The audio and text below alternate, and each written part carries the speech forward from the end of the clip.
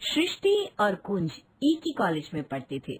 साथ साथ एमबीए करने के बाद दोनों की नौकरी भी एक ही कंपनी में लग गई थी। समय बीतने के साथ साथ कुंज सृष्टि को बहुत पसंद करने लगा था। सृष्टि, मैं तुम्हें बहुत पसंद करता हूँ। इतने सालों में मैंने तुम्हारे अलावा किसी और के बारे में सोचा तक नहीं। क्या तुम मुझसे शादी करोगी? मैं तो कब से तुम्हारे मुंह से ये बात सुनने के लिए इंतजार कर रही थी। मैं भी सिर्फ तुमसे ही शादी करना चाहती हूँ। सृष्टि के मुंह से हाँ सुनने के बाद कुंज ने अपनी माँ सुमित्रा को फोन किया। माँ, तुम्हारे लिए खुशखबरी है। तुम रोज पूछती थी ना मैं शादी कब करूंगा। मैं शादी करने के लिए तैयार हूँ और मैंने शादी के लिए एक अच्छी सी लड़की भी ढूंढ ली है। अच्छा बेटा, लड़की तूने खुद ही ढूंढ ली? बता तो सही, कौन है वो लड़की? माँ, कोई ऐसी वैसी लड़की नहीं है। मेरी सृष्टि गोल्ड मेडलिस्ट है। तुम देखोगी ना उसे तो देखती रह जाओगी। चल बेटा, ये तो अच्छी बात है कि तू शादी के लिए मान गया, वरना हम तो क्या कर थक गए थे। जल्द ही कुंज और सृष्टि की शादी हो जाती है और शादी के बाद कुंज सृष्टि को लेकर वापस शहर आ जाता है। देखो कुंज, पढ़ाई की बात और है, लेकिन मुझसे ना घर गृहस्थी के काम नहीं होते। ना तो मुझे खाना बनाना आता है और ना ही घर का कोई काम करना आता है। अरे तुम चिंता क्यों करती हो? घर के काम के लिए हम मेड लगा लेंगे और बाकी बचे काम हम दोनों मिलकर कर लिया करेंगे। शादी के बाद सृष्टि खाना बनाने, झाड़ू पोछा करने, बर्तन और कपड़े हर काम के लिए मेड लगा लेती है। दोनों कमाते अच्छा थे तो कोई दिक्कत भी नहीं आ रही थी।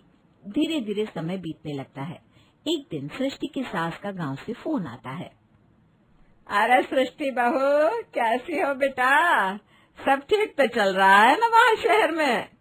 हाँ मम्मी जी, यहाँ तो सब ठीक चल रहा है। आप बताइए, आप लोग कैसे हैं? यहाँ भी सब ठीक है। हम चाह रहे थे कि कुछ दिन तुम दोनों यहाँ आकर हमारे साथ रहते तो अच्छा होता। एक तो शादी इतनी जल्दबाजी में हुई और उसके बाद तुम दोनों अगले ही दिन शहर चले गए। बेटा, मुझे तो तुम दोनों की बहुत याद आ रही है। वो माँ जी, हमें ऑफिस से छुट्टियाँ नहीं मिल रही, इसीलिए तो शादी के बाद हम गांव नहीं रुके थे। हम लोग तो नहीं आ पाएंगे। आप ऐसा करिए ना, आप ही हमारे पास शहर आ जाइए, कुछ दिन हमारे साथ रहिए, आपका भी मन बहल जाएगा। अच्छा बेटा, ठीक है, तो कहती है तो मैं ही आ जाती हूँ। शाम को कुंज के ऑफिस से आने पर सृष्टि उसे माँ से हुई बात के बारे में बताती है। कुंज, आज मम्मी जी का फोन आया था। वो हम लोगों को गांव बुला रही थी। मैंने उन्हें बताया कि हमें छुट्टी नहीं मिलेगी, तो फिर मम्मी जी यहाँ आने के लिए तैयार हो गई। अब अगले महीने की 3 तारीख को मम्मी जी शहर आ रही हैं। अच्छा जी, तो तुमने मम्मी को यहाँ बुला लिया और यहाँ बुलाकर उनको दिखाओगी क्या? यही कि उनकी इकलौती बहू को ना तो झाड़ू लगाना आता है, ना बर्तन धोना आता है, यहाँ तक कि एक कप चाय बनाना भी नहीं आता। अब क्या करूँ कुंज, अब तो मैंने मम्मी को इनवाइट कर लिया। अब कर भी क्या सकती हो? तुम्हें पता भी है कि मम्मी कितनी सख्त मिजाज है। अब तो बस एक ही ऑप्शन बचा है। 1 महीने का टाइम है तुम्हारे पास, उसमें घर का काम करना सीख लो और सब सीख कर एकदम ट्रेंड बहू बन जाओ। लेकिन काम सिखाएगा कौन? तुम्हारी मॉर्निंग शिफ्ट हो गई है और मेरी इवनिंग। हम दोनों तो मिलते ही मुश्किल से 2 घंटों के लिए हैं। मुझे काम कौन सिखाएगा? अरे अपनी काम वाली कमला है ना, बस तुम कल से काम वाली के साथ झाड़ू पोछा ट्रेनिंग क्लास ज्वाइन कर लो। 1 महीने में कमला तुम्हें बढ़िया झाड़ू पोछा लगाना सिखा देगी। और खाना, उसका क्या करूं? उसके लिए तुम अपनी कुक रमा से कांटेक्ट कर लो। ठीक है, आज रमा आएगी तो मैं उससे बात करती हूँ। रमा, मुझे भी खाना बनाना सीखना है, तुम सिखा दोगी क्या? क्या मेम साहब, मैं काहे को सिखाएगी? मेरे से सीख के कल को तुम मेरी छुट्टी कर दोगी तब मैं क्या करूँगी? अरे नहीं नहीं रमा, मैं ऐसा कुछ नहीं करने वाली, तुम बस ना मुझे सिखा दो। अच्छा ठीक है, लेकिन मेरी असिस्टेंट बनकर सीखना पड़ेगा। मैं अपने काम में खुद को ही बॉस मानती है। अच्छा ठीक है, जैसे तुम कहो। तो ठीक है मेम साहब, चलो पहले 1 कप चाय बनाओ, फिर आगे की क्लास शुरू करते हैं। अच्छा ठीक है।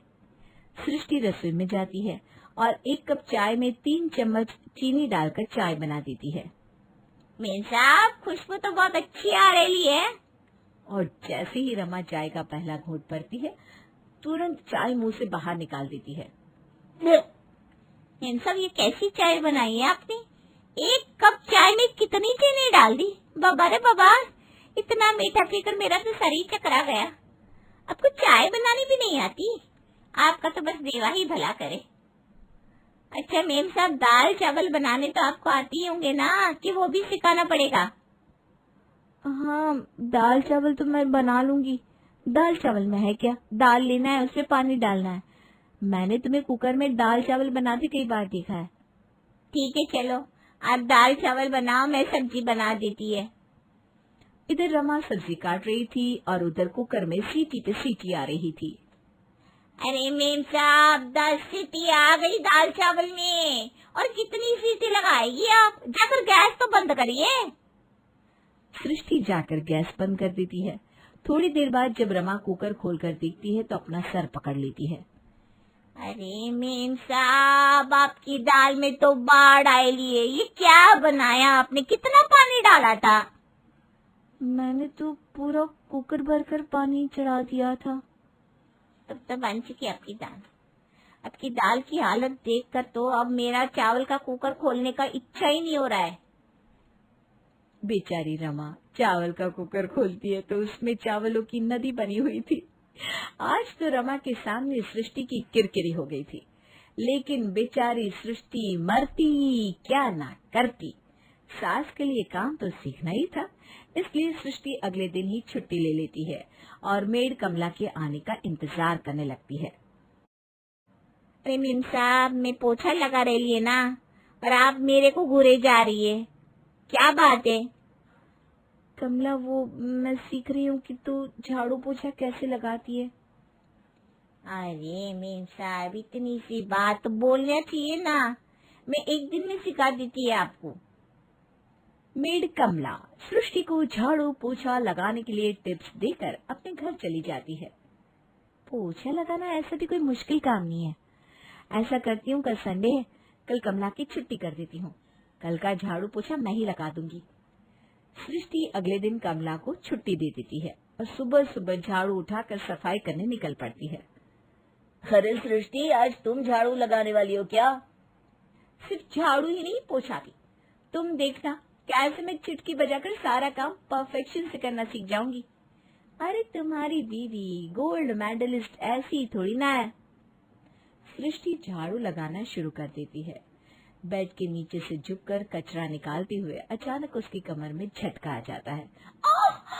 मेरी कमर, अरे बहुत दर्द हो रहा है। अरे सृष्टि, क्या बात है? मैंने कहा था ना तुमसे नहीं हो पाएगा। कोई बात नहीं ना कुंज, छोटी मोटी बातों से घबरा कर पीछे नहीं हटा करते। तुम आराम से बैठो जाओ। आज ना पूरा घर शीशे की तरह चमकने वाला है। हाँ। अरे वाह, इतना कॉन्फिडेंस, अब तो देखना ही पड़ेगा।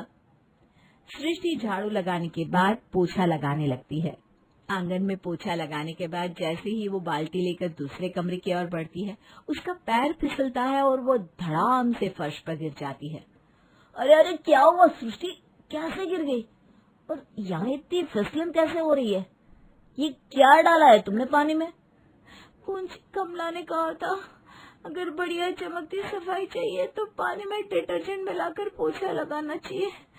अब इतने बड़े घर की सफाई करनी थी तो मैंने आधा किलो डिटर्जेंट इस बाल्टी में घोल दिया।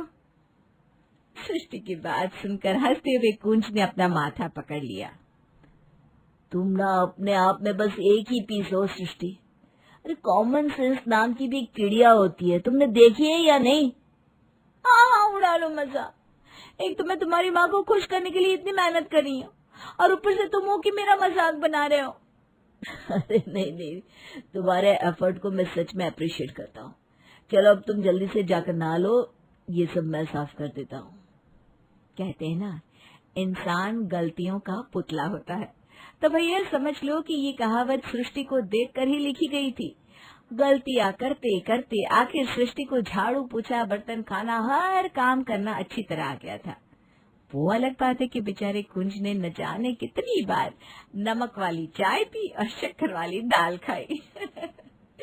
खैर, समय अपनी गति से बीतता रहा और आखिर 3 तारीख आ ही गई जब सृष्टि की माँ उनसे मिलने शहर आई।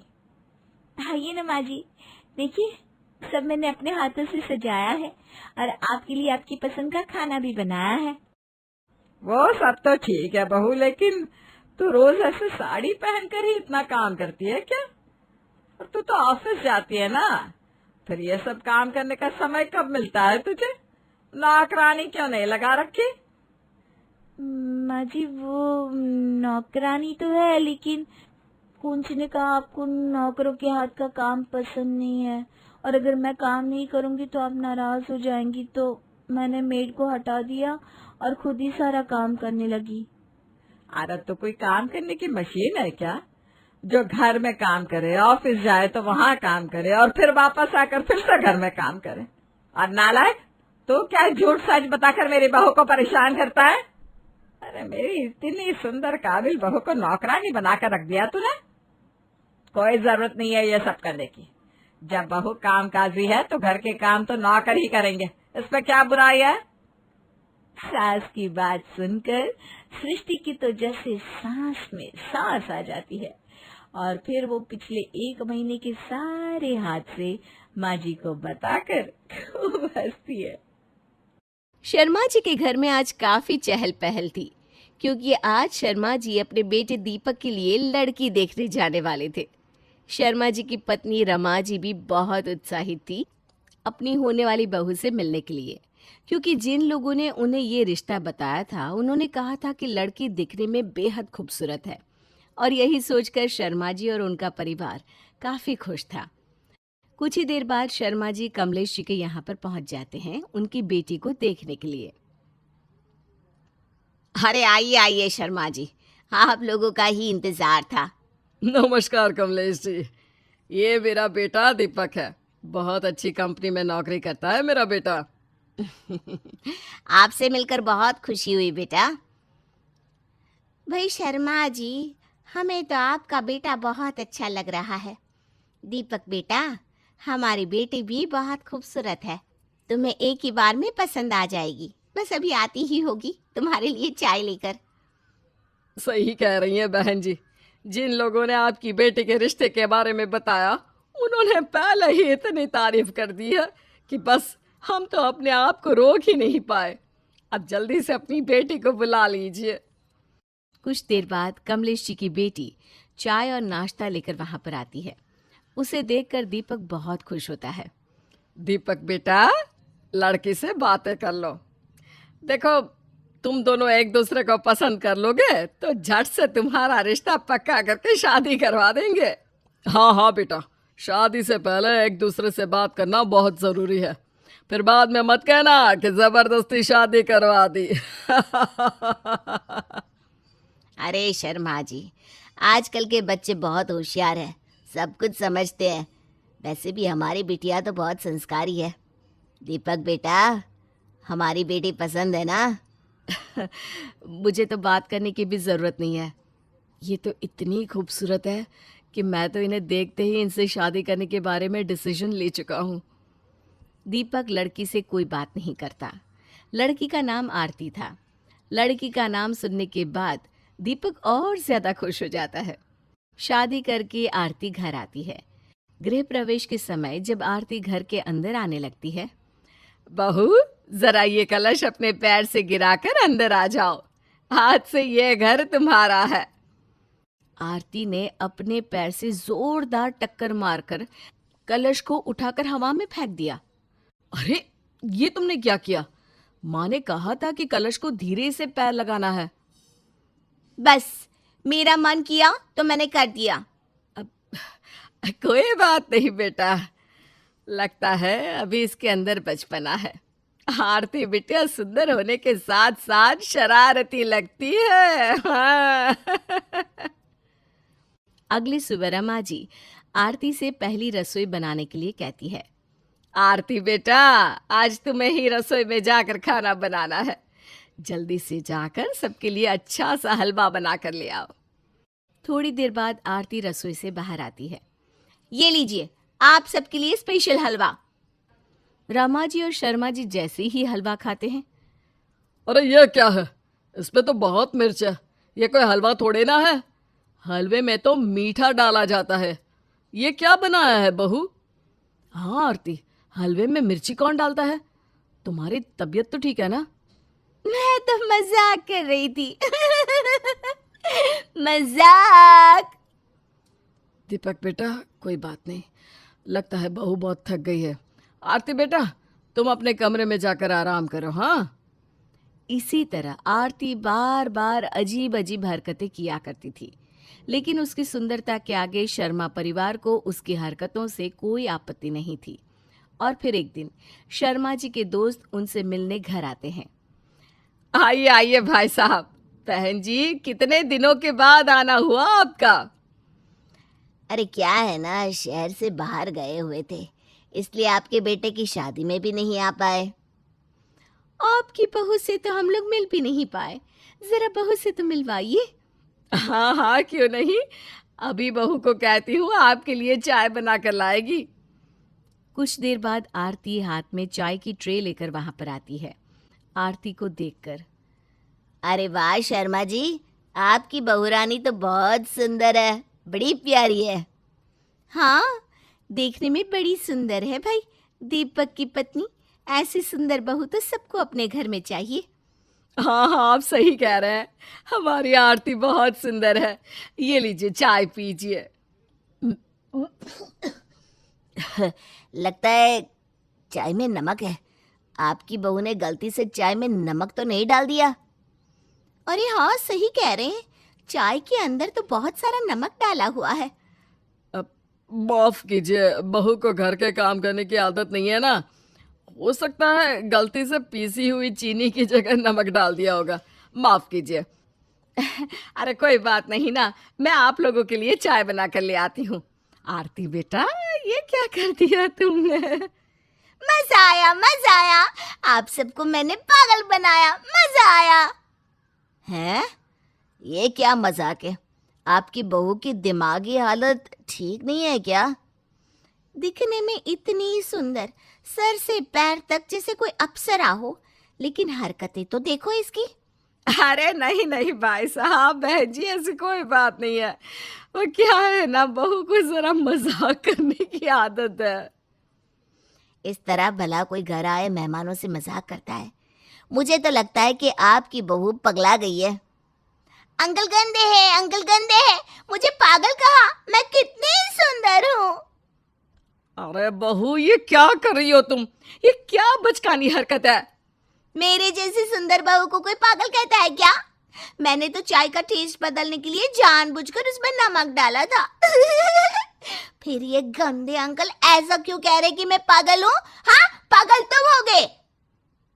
अरे आपकी बहू तो सच में पागल है, देखो तो कैसे बात कर रही है। क्या बात है, आप सब लोग आरती को पागल क्यों कह रहे हैं? मैं इतनी सुंदर हूँ, मैं इतनी सुंदर हूँ, मैं क्या करूँ? ये सब मुझे पागल कह रहे हैं। मैं कितनी सुंदर हूँ ना। देखिए शर्मा जी, मुझे तो लगता है कि आपने अपनी बहू के सुंदरता के चक्कर में उसकी हरकतों पर जरा भी ध्यान नहीं दिया है। इस तरह सुंदरता के पीछे इतना पागल हो जाना भी ठीक नहीं है। मुझे भी लग रहा है कि अंकल आप ठीक कह रहे हैं। शायद आरती के साथ कुछ तो परेशानी है। मैं अभी इसके घर छोड़कर आता हूँ।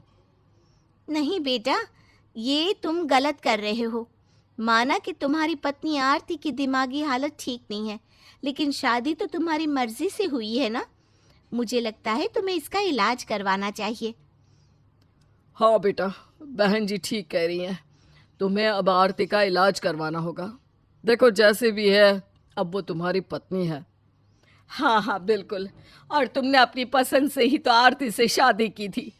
माना हमने भी आरती को पसंद किया था, पर कोई बात नहीं, अब हम इसका इलाज करवाएंगे। उसके बाद शर्मा जी का परिवार आरती का इलाज करवाता है और कुछ ही दिनों के बाद आरती एकदम ठीक होकर घर लौट आती है।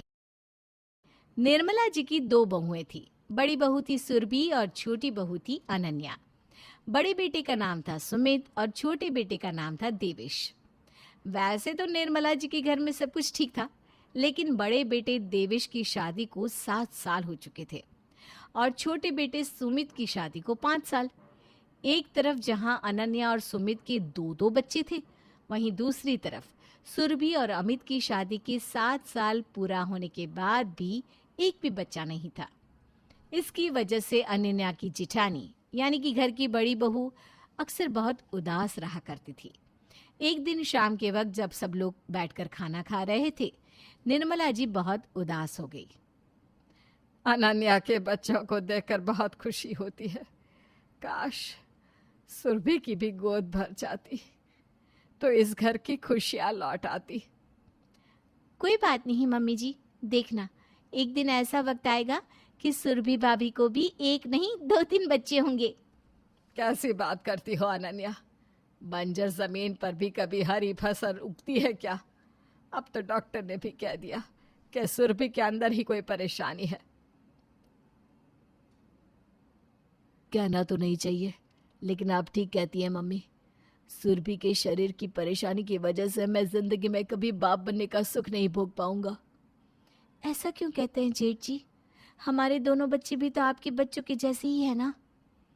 अनन्या ठीक कह रही है भैया, आप बबलू और पिंकी को भी तो प्यार कर सकते हैं, वो भी तो आपके बच्चों की तरह ही है।